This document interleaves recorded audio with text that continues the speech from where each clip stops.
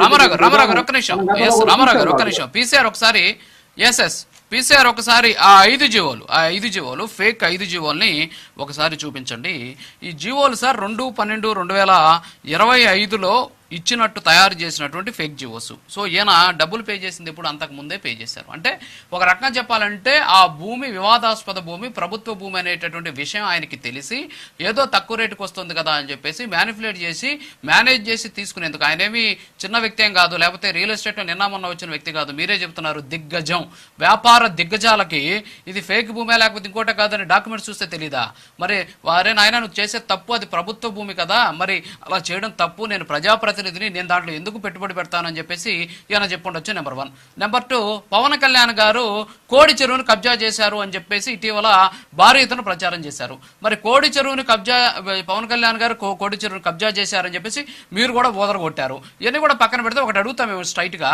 1988లో ఏదైతే ఆ కోడి చెరువుకి సంబంధించినటువంటి భూమి ఏదైతే ఉందో, పక్కన ఉన్నటువంటి భూమి ఏదైతే ఉందో సిక్కం భూమి, అది అప్పట్లోనే అగ్రిమెంట్ జరిగింది. 1994లో రిజిస్ట్రేషన్ జరిగింది. అప్పటి నుంచి వస్తే 2014లో పవన్ కళ్యాణ్ గారు కొన్నారు. అంటే 20 సంవత్సరాల తర్వాత పవన్ కళ్యాణ్ గారు ఉన్నారు. దాని ముందు ఒక 3 అగ్రిమెంట్లు కూడా జరిగిపోయినాయి. అంటే 3 అగ్రిమెంట్లు జరిగిపోయిన తర్వాత డబ్బులు ఇచ్చి, వైట్ మనీ ఇచ్చి ఆయన భూమిని కొంటే మాత్రం ఆయన కబ్జాదారుడు. మీరు మాత్రం ప్రభుత్వ భూమి అని చెప్పే రికార్డ్స్ లో ఉన్నప్పుడే మీరు డబ్బులు ఇస్తే మాత్రం మీరు అమాయకులు, మోసపోయారు. అంటే ఇక్కడ పవన్ కళ్యాణ్ కదా మోసపోయింది ఎవరు? పవన్ కళ్యాణ్. ఎందుకు మోసపోయాడు? రిజిస్టర్డ్ భూమిని కొనుగోలు చేశాడు ఆయన. కొనుగోలు చేసిందని మీరు చెరువు అంటున్నారు. చెరువు అయితే అది మోసపోయింది పవన్ కళ్యాణ్, చెరువు కాకపోతే ఆయన ఓనరు.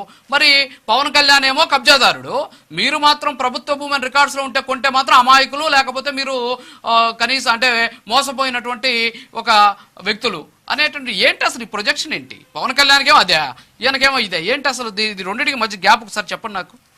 ఒకటి సార్ రాజు గారు, ఇక్కడ పవన్ కళ్యాణ్ గారికైనా లేకపోతే మీకైనా నాకైనా బ్రహ్మనాయుడు గారికైనా చట్టం చట్టంగానే పనిచేస్తుంది, నిబంధనలుగానే ఉంటాయి. పవన్ కళ్యాణ్ గారు చేసినటువంటి అంశం 3 అగ్రిమెంట్లు 4 అగ్రిమెంట్లు రిజిస్టర్ అయింది అనేటువంటి అంశంలో ఆర్ఎస్ఆర్ దాఖలా కూడా చెక్ చేసుకోవాల్సినటువంటి అంశం ఉంది. అట్లాగే బ్రహ్మనాయుడు గారి అంశం కూడా చూస్తే ఆయన నేరుగా వెళ్ళి ఈ జీవోలో లేకపోతే పత్రాలు చూసుకోరు కదండి. వాళ్ళకు ఒక టీం ఉంటుంది, లీగల్ టీం ఉంటుంది. ఎక్కడ ఏమి జరిగిందో లేకపోతే ఎవరైనా సరే తప్పుదారి పట్టించారు అనేది కూడా మనం చూసుకోవాల్సినటువంటి ఆవశ్యకత ఉంది. అట్లాగే పవన్ కళ్యాణ్ గారి అంశం కూడా అదే.